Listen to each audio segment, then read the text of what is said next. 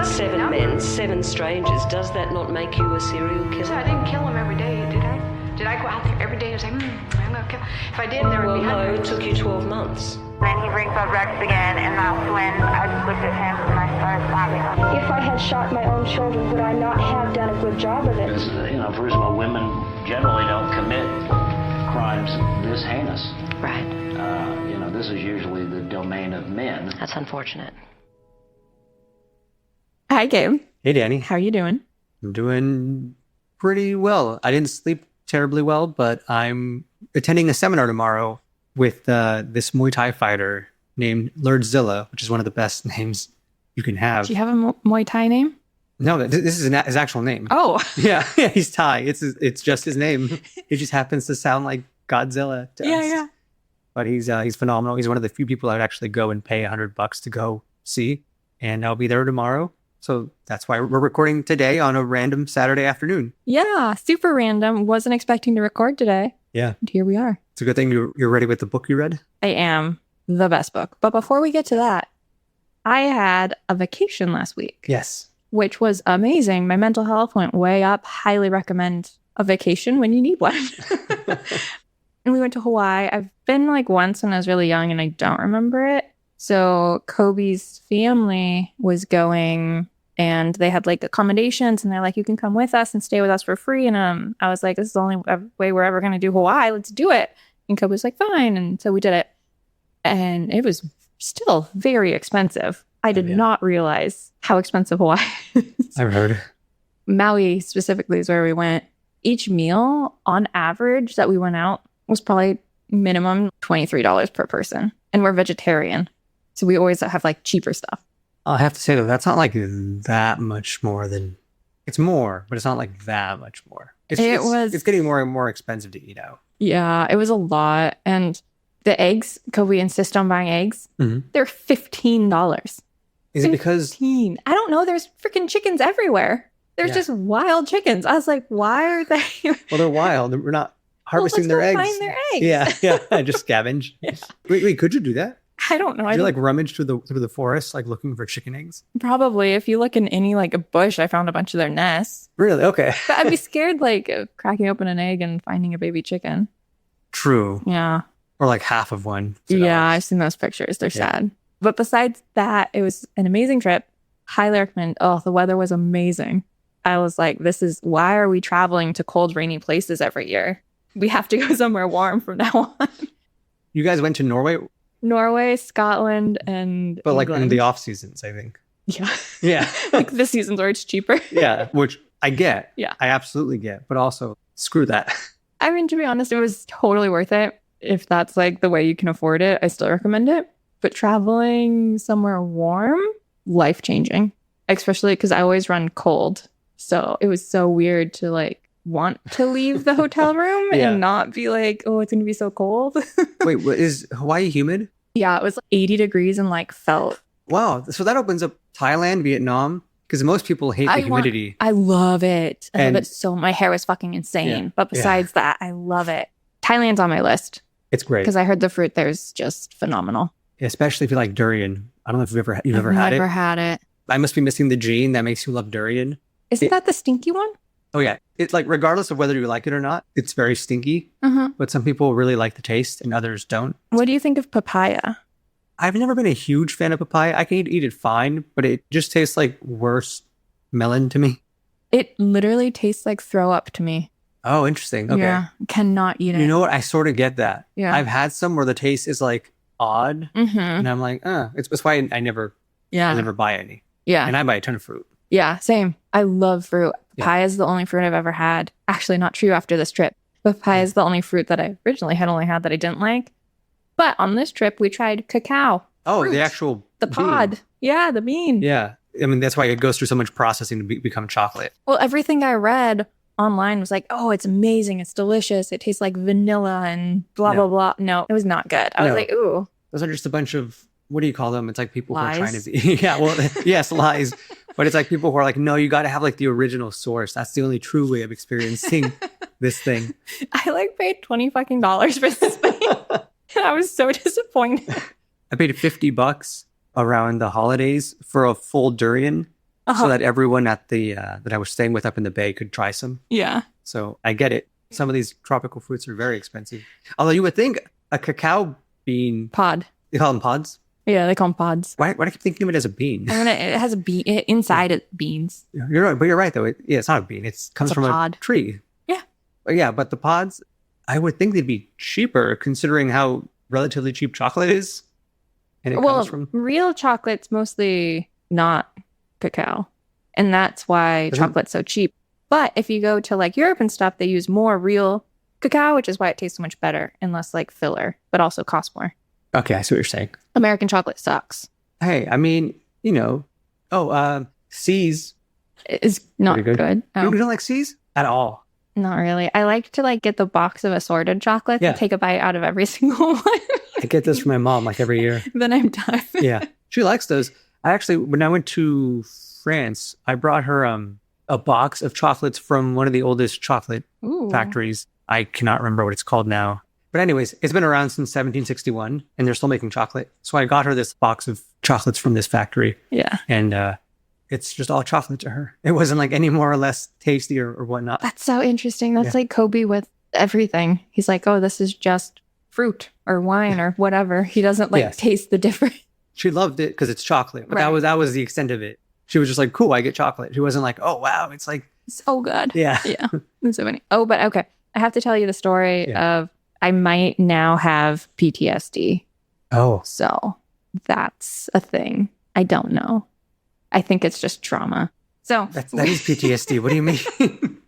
That's what PTSD is. Well- What do you think the T in PTSD stands for? fair. Okay, so we went. It was probably our third or fourth day there, and Lori, Kobe's mom, was like, "We have to go snorkeling," and I was like, "Okay, sure." So she took us to this bay. It was like a little cove, I guess. Like Yeah, nice. the land went this, and we got there early, and nobody else was there. And I was like looking at the ocean, and I was like, It looks like strong currents. I don't know about this. The waves are pretty big. And she was like, no, it's okay. It's fine. She's like, it's usually like a pool. So this is more than usual, but I'm sure it's fine. And I was like telling Kobe, I was like, Kobe, I don't know. And he's like, oh my God, just do it. And I like didn't want to be that person. Yeah. And I was like, okay, sure. So we didn't have fins or anything. All we had was the goggles and the little straw thing. The snorkel? Yeah. Didn't you just say you went snorkeling? Snorkel. And I can't swim very well. I can doggy paddle, not well. I can stay afloat, but I'm not a strong swimmer. Yeah. I don't swim for fun. Not my thing. So we go in, and first thing, within 2 minutes of going in, first of all, nobody taught me how to snorkel. You're supposed to hold your body parallel to the ground. Yes. I was like a little seal. My body was down and my head was down. So I was like that, looking into the water with my feet down. You can do that as You long as you're can, positioned unless there's coral everywhere. And I scraped the shit out of my foot on coral within the first 5 minutes. Not great. I'm pretty sure my foot's infected. It was like leaking. It's getting better now, but yesterday it was like super swollen. And it's been, I've been back for over a week now. It was super swollen yesterday, super randomly, and leaking clear fluid. And it was really itchy. Was and Kobe hot. not concerned? Kobe was at work and he responded to my text message and he was like, you should probably go to urgent care.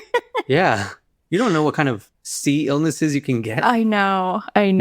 Apparently. What do you start sprouting coral from your foot? Oh God, that sounds like The Last of Us.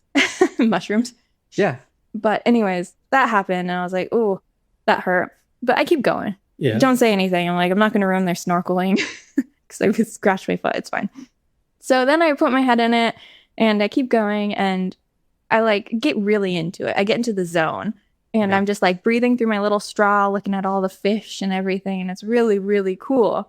And probably 10 minutes pass or something. I'm not sure. I like hear Kobe and he's like, Dani. And I look up and he's like, come in more. You like have gone out too far. And I look around and I'm like far out. And I guess I had been pulled out by the tide and didn't realize it. And so I was like, oh, shoot. So I start to like try to paddle back in and I'm going backwards. No matter how hard I swim, I'm going Okay. out to sea. Yeah. And so I start to panic and I'm swimming as hard as I can and I cannot get closer to the shore. And I'm like, oh my God, I'm in one of those things that they warn you about. And I'm like, Riptides? yeah. And I'm like, I'm not strong enough to do anything. And Kobe then swims out to me. And at this point, I've been swimming for I don't know how long, but I was tired. I couldn't catch my breath. And I start to have a panic attack. Oh boy. Like a legitimate panic attack. Yeah. I couldn't breathe and I was freaking out and it was so bad. And so I'm like climbing on him. Oh, no. I'm like a cat. And I'm like climbing on him and I'm pushing him under the water. Oh, Dan, that's no. Kobe's stuck too. Oh my God, I'm crying. It was so bad. It was so funny.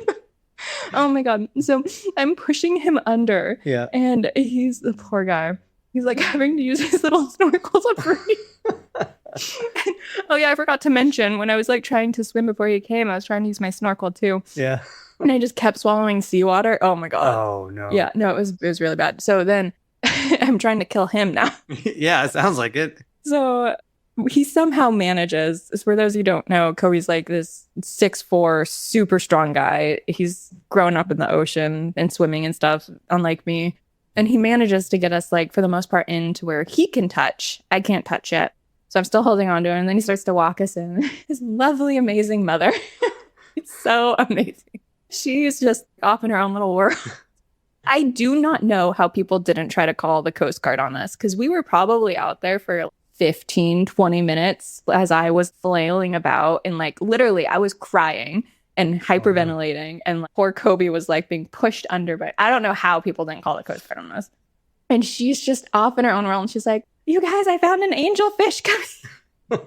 And I cannot focus on anything except getting to the shore. Yeah. I don't know. Like something took over where I was just like, I need to get into land right now. Yeah. And so I just fucking ignore her and I just go. And she's like, wait, no, the angelfish is over here. And Kobe's just like, Mom, we'll look at it later. Well, it's not going to be there later. I know. Oh my God. It was so funny. And then we get in and I couldn't go in the ocean the rest of the trip. So yeah. Okay. And that's why I texted you and said I now hate the beach. Well, the beach is not the same thing as the ocean. Yeah, we did go to the beach many times. And actually, that's not true. I did try to go into the ocean again. I tried to snorkel again in front of our hotel because there's this little tiny beach and like the wimpiest waves. And it's like the clearest water. There's no like coral around, so it's not a good place to snorkel. But I was like, you know what? I'm going to fight this off now. Yeah. And I'm going to go in the ocean with my snorkel. Yeah. And also I had a little round tube, you know, like the circles. Circle floaties. Yeah. And so I went out there and as soon as I felt a wave, I was just like, nope, came back out. No kidding. But I went back in. Yeah. I did. So yeah, that happened. Well, I'm glad you didn't die or kill Kobe. Yeah. Trying to survive. Kobe was a lifeguard, I'm assuming, at some point? He was not, but he did junior guards and yeah. It is quite dangerous to help a drowning person for that reason. The survival kicks in. They're just like, fuck you. Oh yeah. No, there are cases of like experienced swimmers trying to help someone who's drowning. I think if we had fins, it would have been a lot better. Did you have any floaties on your arms? No. All we had was the goggles and the snorkel. No fins. And they didn't teach me how to use the snorkel. So all I was doing was inhaling water like a fucking straw. Yeah. Oh my God. I had to have swallowed a gallon of salt water. Like I almost puked. It was, Yeah. Even thinking about it now, I'm like, I think I've only ever done it with fins because I'm also not a strong swimmer. And that makes a big difference. But also never go against the riptide directly. You're supposed to go at an angle. Yeah. But like I tried swimming every way. I was like, I don't know. Because that's exactly so. what you described happens. You exhaust yourself and that just really amps up the fear. Yeah. I do think if Kobe hadn't come out, I do think I would have survived because I had a plan. The way the ocean was pulling me was towards some rocks. And I was planning on just grabbing them. I mean, yeah. So I would have been okay. It is sketchy that without the fins. Yeah, that really adds a level of danger because the fins help you stay afloat. Yeah, no, I forgot. Okay, so later that day when we're back at the hotel room and we're all sitting there and stuff, Kobe's mom was like, I guess there's a snorkel report that rates the snorkel level for the day and what's a good spot to go and not. And 10 is green, essentially you're in a swimming pool. Okay. 1 is extreme danger, do not enter kind of thing. Where we went, the day we went, was a 1.3 extreme danger. Do not enter the water. No kidding. Okay. Well, that's fun. Yeah. So it's just like, oh, huh. That makes a lot of sense. I mean, I did grow up on a coast. I did go to the beach a lot. The water is not calm all the time, you know? No. I know how to handle big waves and stuff, but that was like nothing I've ever experienced. Besides that amazing trip. Oh, man. Yeah. I mean, I guess drowning isn't the worst way to go, but Yeah. damn. Yeah. It's got to be up there. It's gotta be. Anyways. Well, glad you Fun. survived. Yeah, I'll send you a picture of my foot. Oh, please do not judge. Okay, so I was gonna get a pedicure when I got there, but then I scraped my foot and I was like, oh, I have an open wound. I can't get a pedicure. Aren't pedicures for nails? Yeah. Why would they need to? I don't want somebody touching my feet if I have an open wound. It's gross. Wow, you're not going to transfer illnesses through your hands, I would assume. Yeah, actually, it doesn't look that bad in this picture. It's not bad. It's covered by Band-Aids. Anyways, okay. Oh, wow. Yeah, it's scratched up. I expected most of the damage to be at the bottom of your foot. No, because I was floating up and down. Like, Oh, yeah, because you're like vertical. yeah. Or, so sorry, I you're was- horizontal. You're horizontal. No, it's vertical. Horizontal is this way. Yeah. I assumed you were like this and then your feet scraped because your feet were. Oh, no, down. no. I was vertical. I was floating along like a seal, Oh, like this. that's how And seals then- float? Yeah. Oh. Don't you see seals in the water and they're just like, boop, boop, boop. I always assumed they just kind of like lifted their necks, but they were still horizontal. No, they're like, boop, boop. Are they? Oh, okay. Well, now I don't know, but that's how I always imagined them. So Oh, okay. I was vertical and the rock was here and my feet were like this, I folded see. down, You like, got the cord. yeah. And it's like, because I was kicking. Oh, boy. Yeah. And Anyway, that was like day 2? What day was this? it was 2 or 3. It was So early really on. early in the Yeah. trip, but it was fine. Well, you know what? That's fine because you recovered, kept going, and you tried to do it again. I did. I didn't do well, but I did try. So, nailed it. Solid trip. Next time, check the snorkel report before you go out. Well, all right. But yeah, we have a long one. Yeah, So- we should jump into it. Otherwise, we're going to be hitting over an hour. Okay, we don't want to do that, so I'll go fast. The book that I read is called, I'm not going to lie, the reason I bought this book is because of the title, Okay. Seducing and Killing Nazis by Sophie Polderman. Okay. I have some idea now as to the plot. So it's about 3 women. I'm so sorry. I have Googled how to pronounce each and every name Yeah. and place, and I'm going to truly do my best, but I'm really sorry if I get anything wrong. So the first name is Hannie Shaft, and then the sisters, Truus and Freddie Oversiegen. Now the book, it starts with a really interesting statistic. During the Second World War, the majority, 90% of the Dutch population, continued to live their lives as normal as possible. So, of course, they would gossip and listen to secret radio stations and read illegal magazines and whatnot as a way of saying they disagreed with what was happening, but for the most part, they continued on with their lives. 90%. 5% of the population collaborated with the German occupying forces and would oust people in hiding and send them to their deaths. Damn, 1 in 20. Is that true? 5%. The remaining 5% of the population were 95. The remaining 95%. No, the remaining 90% did nothing. They just lived their lives, but they disagreed with what was happening. I see. 5% helped the Nazis. And 5% engaged in active resistance, which consisted of writing illegal newspapers, hosting the radio shows, hiding people, collecting information, and relaying it to the allies. Allies. The allies. So sorry. Committing acts of sabotage, etc. So of that 5% who are active resistance people, a very small percentage of them were armed resistance. And the majority of those that did this were men. But not these 3 women. We are going to talk about them. And we're going to start with their childhood. Hannie, we would pronounce it Hannie, so I'm going to Hannie, was a work nickname for Jeanette Johanna Schaft. Her personal nickname was Jo or Jopie, but while she was working in the resistance, she was called Hannie, and that is the name she became famous by. So I'm going to call her Hannie because that's the name she chose. She was born September 16th, 1920 in the city of Haarlem in the Netherlands. It's about 12 miles west of Amsterdam. Quick preface. No, I'm not a historian. We're not going to go super deep into the war and everything. We're just going to focus on these three women. As is the point of our podcast. Or three girls, I guess. She grew up in a close-knit family. Her father, Pieter, P-I-E-T-E-R. I truly cannot pronounce that any other way. I'm sure it's Peter. It's probably something like Piotr. Yeah. But it's Peter for us. He worked in education. It's okay. He never comes up again. Okay. He worked in education and was actively involved in the Social Democratic Workers' Party. Her mom also worked in education, but when she had kids, she devoted her time to her family instead. Hannie had a sister who was 5 years older than her, but when her sister, Annie, was 12 years old, she died of diphtheria. And this just kind of affected the family and they never recovered. Of course.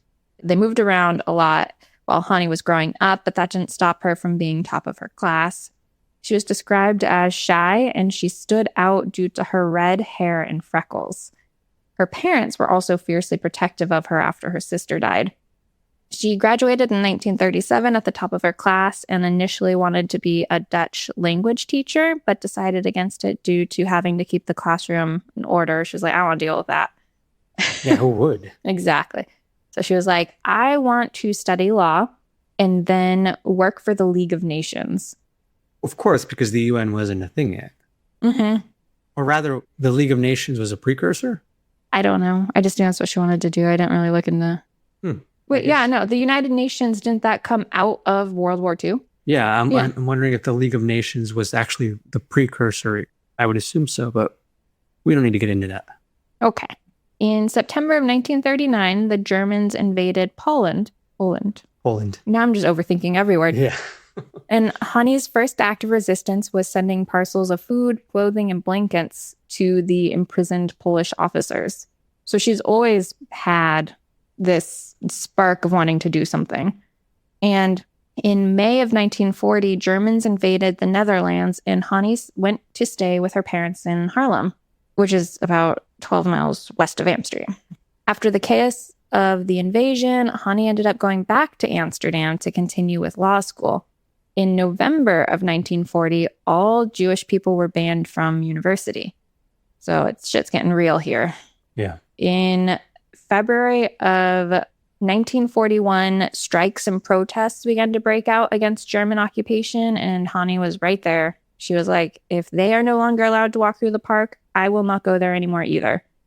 And with everything going on, her grades kind of began to reflect it, understandably. And so she ended up moving back home in early 1942.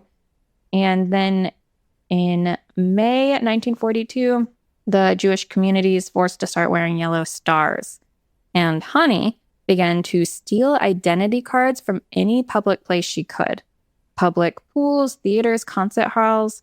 She would just steal them. I don't know if maybe they collected them as people went in and then gave them back as they left. And she took them. When you say identity cards, you mean just IDs, right? Yes. Got it. Okay. Yeah. And she would take these cards and give them to resistance organizations who would use them to forge the cards into identity cards, IDs for at-risk members. So they'd be able to be like, I'm not Jewish, I'm Swiss. Yeah.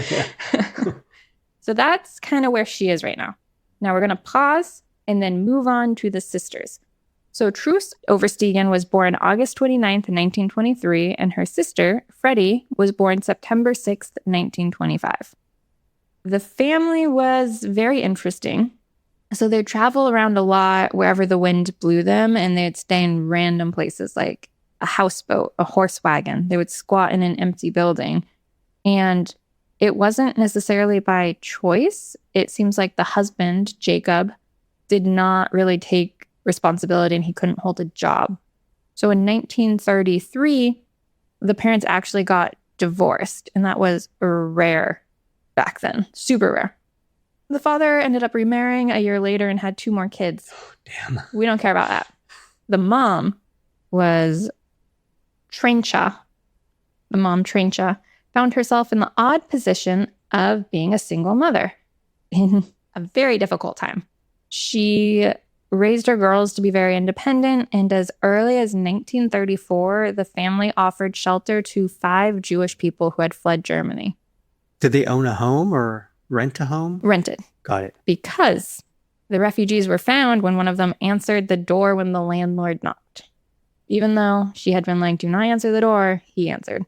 That's just not smart, really. Yeah. Luckily, it was like early enough that her and her children weren't taken, and I just the Jewish people were taken. So it was before they were punishing people who were hiding refugees.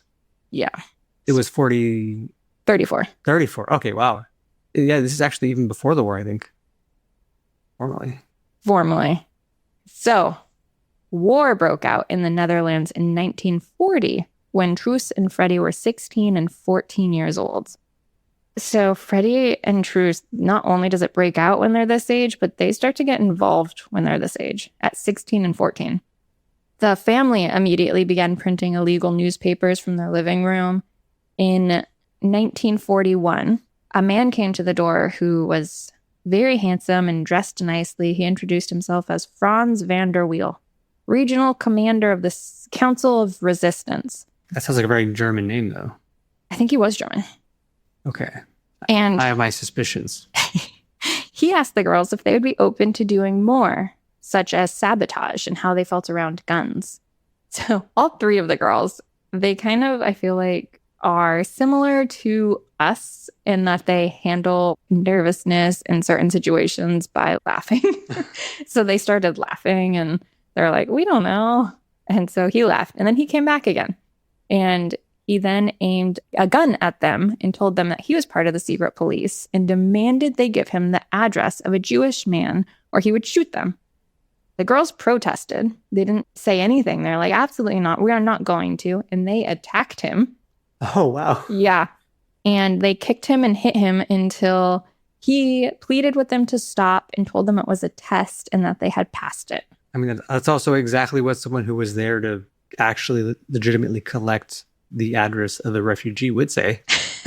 Well, Right? he was not lying. He is, in fact, the commander of the resistance group. Yeah. I mean, imagine you're getting your ass kicked by 2 teenage girls. I know. What are you going to say? So embarrassing. Damn it, you got me.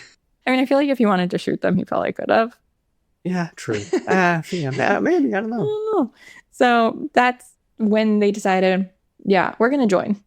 After they kicked his ass. Yeah. They were like, oh, they need us. They're not doing so well. We can do this. Yeah. Back to Hannie. She has been doing this ID card thing and like passing it off to the resistance. And then in 1943, she's like, I want to do more. I want to do something. And if that means getting weapons, then I want to do that. She's like, I just want to do more than what I'm doing. So they were like, okay. And they gave her a picture of a guy and they're like, shoot this guy. And she's like, oh, what? And they're like, shoot this guy. And the way it was described, I think it doesn't describe how.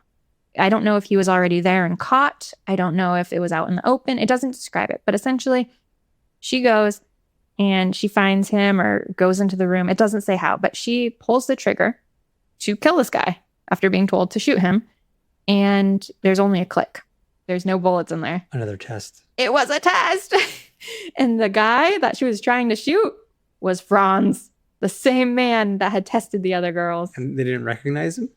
Well, no, because before it was the 2 sisters, and now this is I see. Hannie. She doesn't even know the 2 sisters. Got it. I thought they had met up already. No, they hadn't met up yet.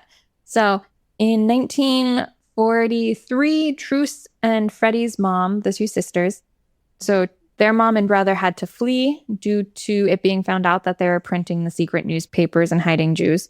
Did we jump forward in time? How many years? So 1941 is when the sisters join. And then we jumped. Okay. Sorry. So then we jumped to 43.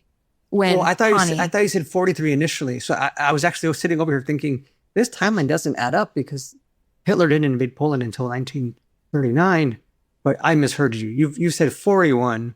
So this all happened in 41, 2 years into World War II. 41 originally with the sisters. Yeah. Yes. And now we're jumping to 43. Yes. So now we're at 43. we've been fully in the timeline of the war Yeah. from the get-go. So that's Sorry. No. Okay. Clarity. Yeah. And then the same year that Hannie joined, Truus and Freddie's mom and family, their brother, flee. And then the resistance, Sorry, their brother flees? their mom and brother flee because Of they're the two sisters? Mhm. Okay. But the two sisters don't flee. Well, they want to be part of the resistance. Yeah, They are and part of the being part of the resistance is like you get a bunch of fake IDs, you stay in different places, so they're Yeah. not like in danger like the mom and brother are, who are staying in one place. But their mom and brother aren't Jewish, are they? No, but they're hiding Jewish people in their I home see. and also printing a secret newspaper. And I don't know what the secret newspaper said, but I assume it had information connecting resistance groups or whatever, similar to like how right now there's WhatsApp groups and signal groups telling you where ICE agents are, Yeah. stuff like that. So the resistance worked in teams, and naturally when Hannie joins, they're like, oh my gosh, we have 3 young women now. Obviously they should work together. Right? Yeah. So they meet up, and I'd like to say, like, the only one who's even 18 is Hannie. The other ones are like 15 and 17. They're freaking young. Can you imagine being 15? No, it's incredibly young. Yeah.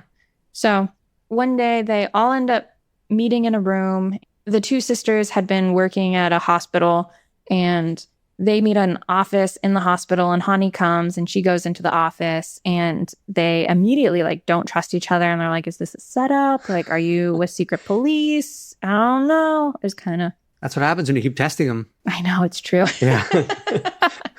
And it was described as like sitting in this room and just feeling the tension. Like we could just cut it with a knife. And everyone, they all had guns hidden on them. And they're like, are we going to pull out our gun right now and shoot each other? Like, what's going to happen? And suddenly, all at once, they just like realize this is absurd. And they just start laughing. It is absurd, but that doesn't mean that person isn't a threat. Yeah. But they all start laughing, and they put their gun on the table, and they just like start talking and hit it off. These are the most mature teenagers I've ever heard about. That I is am- wild to me. Telling you, women get shit done. These are girls. Yeah. These aren't even women. One of them's a woman. So Freddie described meeting Hannie in an interview, and she said, at first sight, Hannie was a sweetheart and very gentle. If she seemed so soft at first, you would think, how is it possible that such a person is in the resistance? We, Freddie and her sister, were in my mind much tougher than she was.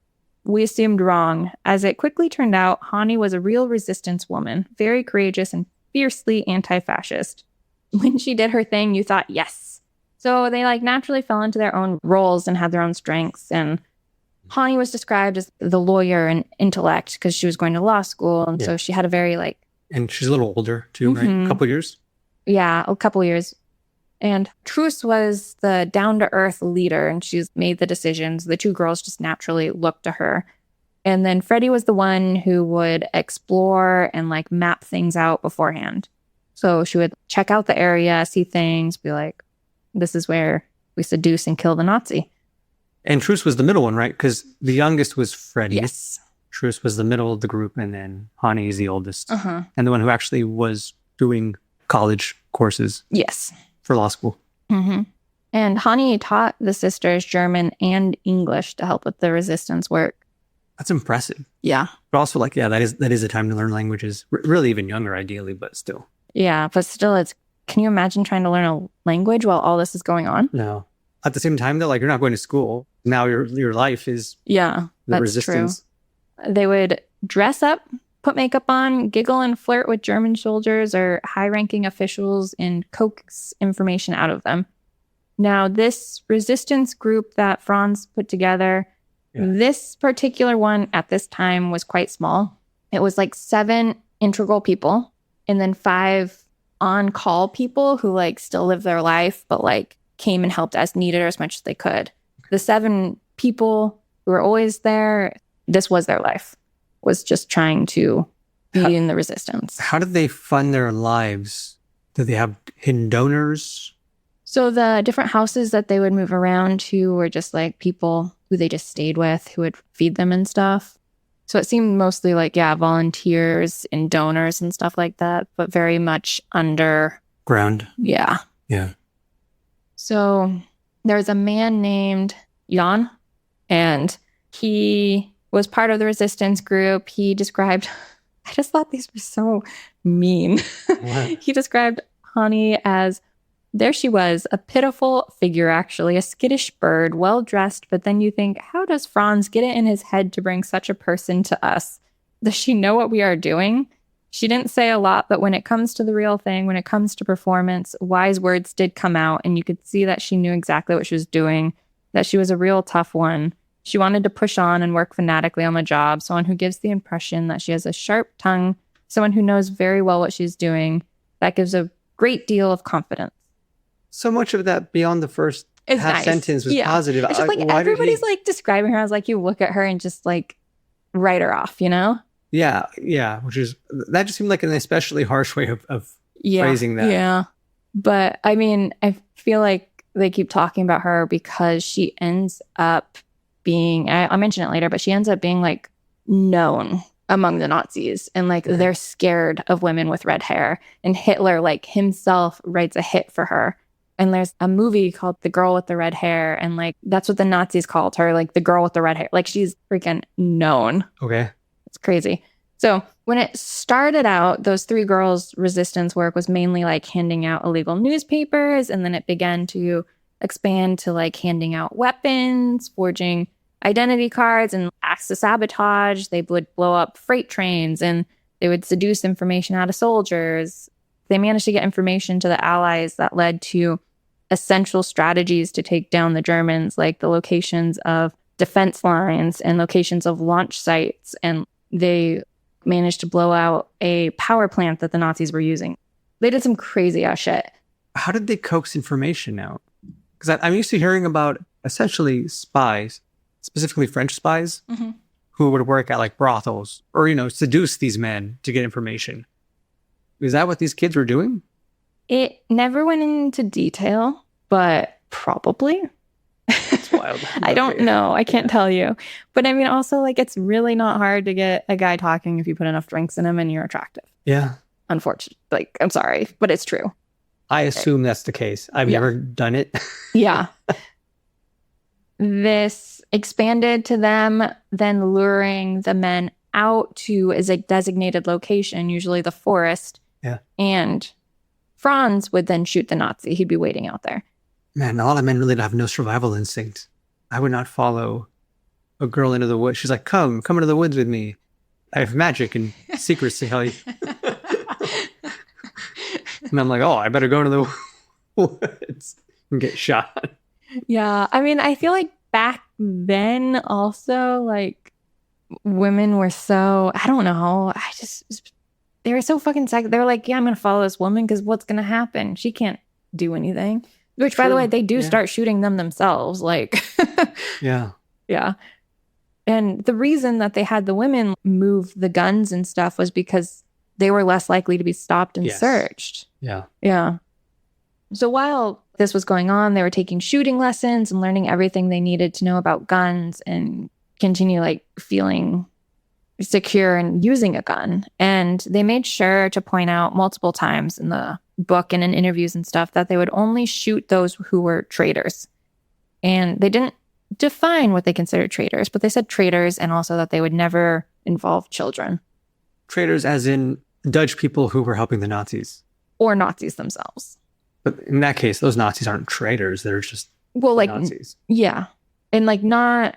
I think what they're trying to say is like they would make sure not to harm people who were like stuck in just like who were there.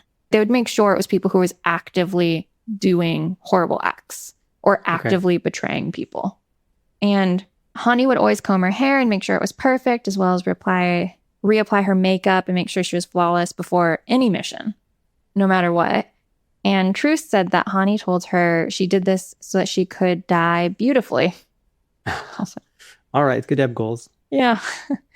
One of the things that they did would try and take Jewish children to safety. And it was significantly less suspicious if a woman was walking a child than a man. So they did like a lot just because they were able to go under the radar. And a quote from Truus about this time: A war like this is a very raw experience. While I was biking, I saw Germans picking up innocent people from the streets, putting them against a wall and shooting them.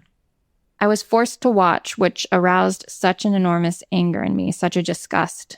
It was a feeling of dirty bastards. You can have any political conviction or be totally against war, but at that moment, you are just a human being confronted with something very cruel. Shooting innocent people is murder. If you experience something like this, you'll find it justified that when people commit treason, such as experiencing a 4-year-old Jewish child for 35 guilders, which was Dutch currency at the time, you act against it. Those are such scary people who only look at what's in it for them, even if it is a human being. Did you say experiencing a Jewish child? Exchanging a 4-year-old Jewish child for 35 guilders. Oh, good. I mean, that's also awful, but not as awful. Yeah. So I think what she was saying was they were offering like a reward if you hand it Or over. getting paid bounties, essentially. Mm-hmm. Sounds weirdly familiar. I don't know why. I mean, maybe, coincidences happen. A really large underlying part of the book and what the girls seemed to have to come to terms with was what they're committing murder, but they're doing it for being on the right side of history.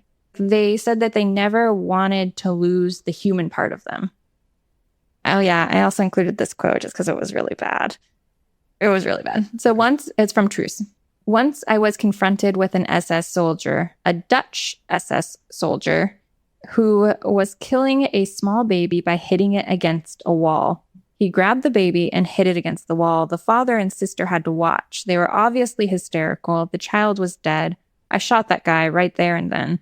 This wasn't an assignment, but I don't regret it. What I want to pass on to young people is that if you have to make a decision, that decision must be a right one and you must always remain human. So Hannie attacked a known guy who collaborated with the SS, and he ended up in the hospital where he ended up dying. But an article appeared in the German-controlled newspaper about his death, and I thought it was interesting. It said, "Savagery. May the cowardice of the murder of a defenseless man be brought to light and horrified at the thought that it is here a woman who is guilty of transgressing the life of the production of which God calls the woman." So he's like horrified that a woman committed murder. Also, damn, calling him defenseless? I don't think a man of that time would want to be described as defenseless. Mm-hmm. So these 3 girls actually got known for, they would just like ride around town on their bike with like a little basket in front with like a blanket. And under the blanket was their gun. And so they'd see their target. Yeah. They'd ride by, shoot them, put their gun away and keep going. That reminds me of the scene in Breaking Bad where the character, I think Combo, gets killed. There's like a little Mexican kid, a Latino boy, and he's riding around in his bicycle, and Combo's like, get out of here. I'm trying to sell meth on the corner. And the kid ends up pulling a gun out and shooting him because he's being initiated into the gang. Oh, shit. He shoots Combo, and Combo tries to run and guns him down. But just the image of like the bike and this, kid. It makes you look, innocent. It does, absolutely. Just a girl on a bike with a basket. Yeah, a little basket up front. Yeah, a little bell. Uh-huh. So this is the point where I mentioned Hannie's red hair. It became like a red flag for Germans. Like they became scared of women with red hair because it was like a distinguishing feature. The other girls both had like brown hair. Like so many people have brown hair. Yeah. Which they became scared of like women, but they mostly became scared of women with red hair because she was known. And they called her the girl with the red hair. There's movies, there's a book, there's stories made of this girl with the red hair. She began to work with Jan in the Resistance. He's a guy who was also in the Resistance. There was rumors that they got together, but they were just rumors. Just rumors? Yeah. All right. Makes it sound like they don't live through this. He's married. Scandalous. Yeah, so I don't want to Yeah. I don't want the tea to be too hot here. Yeah. But they were very close and they worked together. And one day a mission went wrong. It is not fully known what happened, but there was like a shootout with their target and their target was shot. And the way it sounds, what happened is Jan shot the man he's leaving. And then the man pulls out a gun and shoots Jan right before dying. And Hannie manages to get away. And while Jan is in the hospital, a nurse pretends to be part of the resistance because he wouldn't have given up this information otherwise. But he gave this person who was pretending to be part of the resistance Hannie's information. So she was compromised. And the Germans go and they take her family and send them to a concentration camp. Oh, Hannie's family was still in the country. Uh-huh. Okay. Because nobody knew who she was. Yeah, The sister's family had left, but that's Right. because they were part of the resistance, kind of. Yeah. And her family didn't even know what she was doing. They knew that she was like helping in some way, but they had no idea. She didn't Yeah. tell them anything. For their safety, yeah. Mm-hmm. So she was compromised and she starts dyeing her hair black and straightening it. And she began wearing glasses that had like fake lenses. She got a new ID card with a different fake identity. She really wanted to turn herself in to save her family, but everybody else in the resistance was like, do not do this because in all likelihood, you turn yourself in, your family's not going to be released. You're all going to get murdered. Yep. Luckily, her family gets released Oh, that's crazy. because it seems very clear that they have no idea where Hannie is or what she's doing. And since she's not turning herself in, they release them and they're German. It just looks bad. And I'm surprised. I am shocked. I don't know. Yeah. I'm Figured like, just to send a message, they would have killed them. yeah. I mean, it's the Nazis. They weren't shy about killing people. Mm-mm. I think at that point, they had been trying to kind of keep like, we're following rules. It's only Jewish people we're murdering because that's what we have to do for the greater good or whatever the fuck they're saying. I don't know.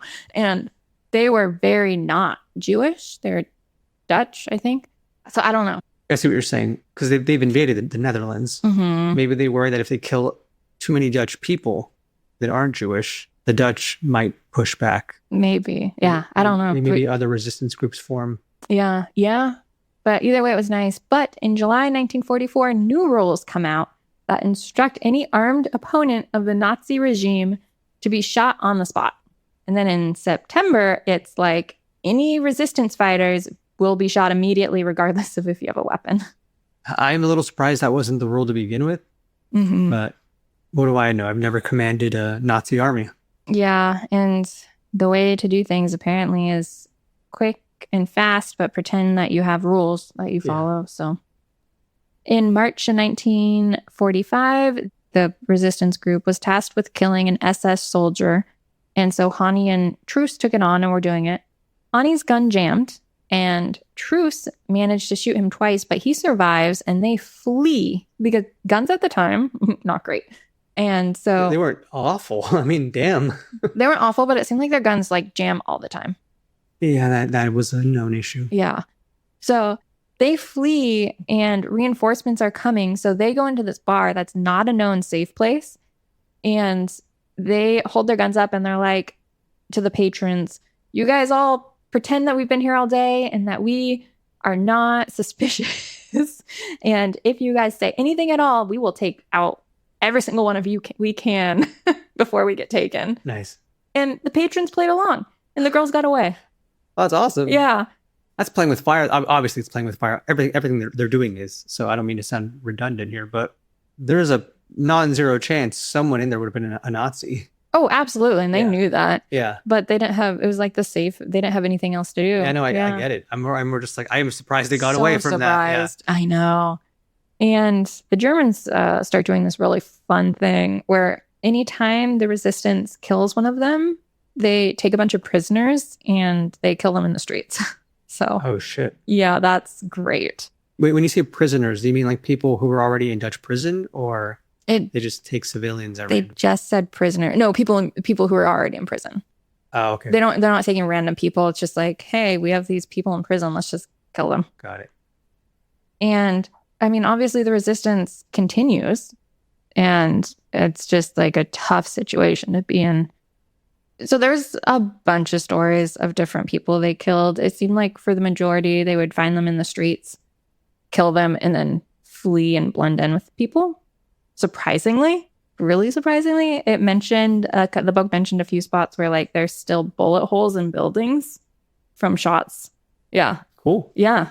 And Yeah, I wouldn't plaster over that either. yeah, absolutely.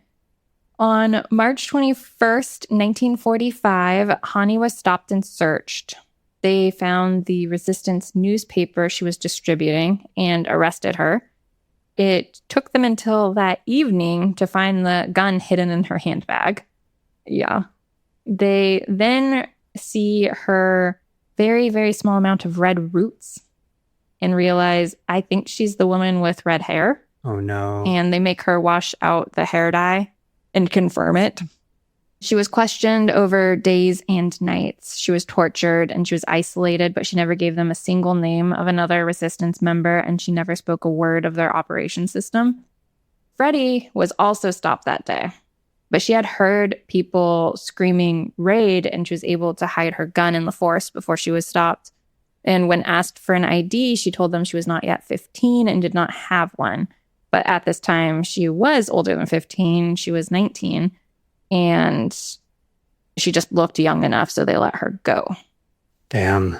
The resistance tried to get Hannie, but they were too late. On April 17th, 1945, she was taken out of her cell and taken to what they called the dunes. And it's unclear who shot her, but in many, many different reports, it's reported that a bullet hit along her ear and she screamed, "Ouch, idiot, I shoot better than you." And then they took out a machine gun and ended her life. They dug a hole and buried her. She was 24 years old at the time. Truus, unknowing that she was too late, dressed up as a nurse, pretended to be a good Christian woman, showed up to where she thought Hannie might be being held. She asked to see Hannie, and the guard said that the prisoner was gone. Truus fainted on the spot. Yeah. Damn. Mm-hmm. That didn't give her away?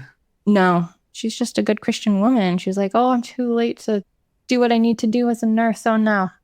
Or I don't know, maybe she didn't eat enough that day. Yeah, true. You know, women just faint. They faint. Yeah, they just do that sometimes. It's that freaking hysteria. Yeah. It gets to you. In 1975, Emil Rule, he was there when Hannie was shot. Whether or not he held the gun, we don't know. These freaking Germans just keep lying. I don't know. He gave his statement on his motivation for executing Hannie, and he said, "For us, she was a terrorist who shot our people, someone who hunted us and we hunted her, not justice, but retribution." And I'd like to point out that when she was murdered, it was the end of April and Liberation Day was May. She was 4 weeks. She was close to the end of the war. No. This war has been going on for how long? Years and years. And she was like 4 weeks away from the end of it when she was caught. That is crazy. And at this point, the Germans knew they were losing, Yeah. but they were like still killing people. And when they executed her, there had been an agreement between the internal armed forces, which was this thing that a bunch of resistance groups got together and created this one thing, and the German occupiers to not have any more executions. And there was also this large belief, in principle belief, killing women was wrong. So these guys all just went fucking rogue. Yeah. Well, it was very, very personal for them because they know some of these men who are being killed, and I'm sure the added layer of like being Made killed them by a look woman. bad. Yeah. Makes them look bad. Yeah.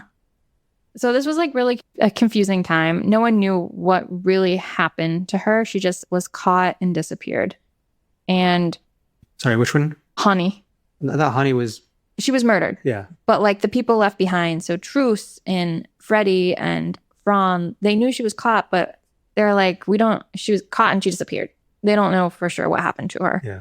So on Liberation Day, May 5th, Truus waited for Hannie with flowers to come out with the rest of the people who were released, and she didn't come. Her parents waited and searched for her, and nobody found her. And on May 21st, Hannie's parents finally got confirmation what happened to her. And after the war, hundreds of bodies were found in the dunes where Hannie was murdered.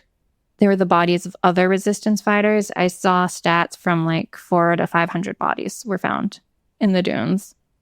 And in November 25th, 1945, Hannie was reburied and had a funeral. She was buried at the, bear with me, Irabakrovplatz. Nailed it, I think. I'm so sorry. It's like a remembrance of resistance members who were murdered. I see. It's like a World War II memorial. And she was the only woman among 371 men who were buried there. Pretty cool. Yeah. So Truus went on to marry fellow resistance fighter Piet Menger. They had 4 children. You'll never guess what her first child was named. Hannie. Yeah. Reminds me of Harry Potter. Because his kids are all named after people who died. Are they really? Oh, right. Sirius, right? Is one of the, yeah. I remember that. And I think, not Dumbledore. What's his first name? Adolf. Yeah. No, that's Hitler's name. Dani, come on. It's something with an Elvis. Yeah. Shut up. So Truus ended up becoming an artist, and she went and she gave lectures about everything that she experienced. She did art about it. She actually did this amazing statue of Hannie that is somewhere important.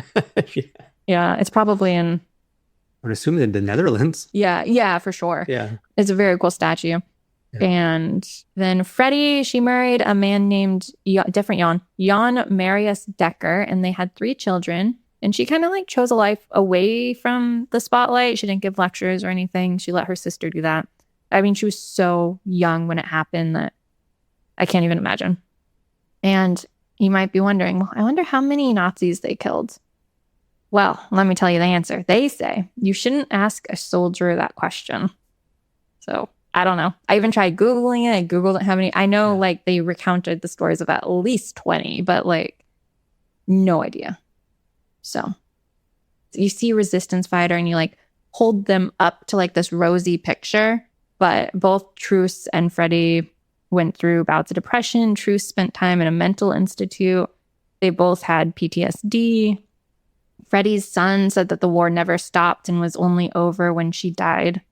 I could see that. Yeah. I mean, they were so young to go through all of that at that age. Mm-hmm. I mean, you have adults who really, I should use it's the word adults in asterisks because really the average like person who enlists is also very young. That's very true. I mean, going through this is traumatic regardless, of age, and I just can't even imagine.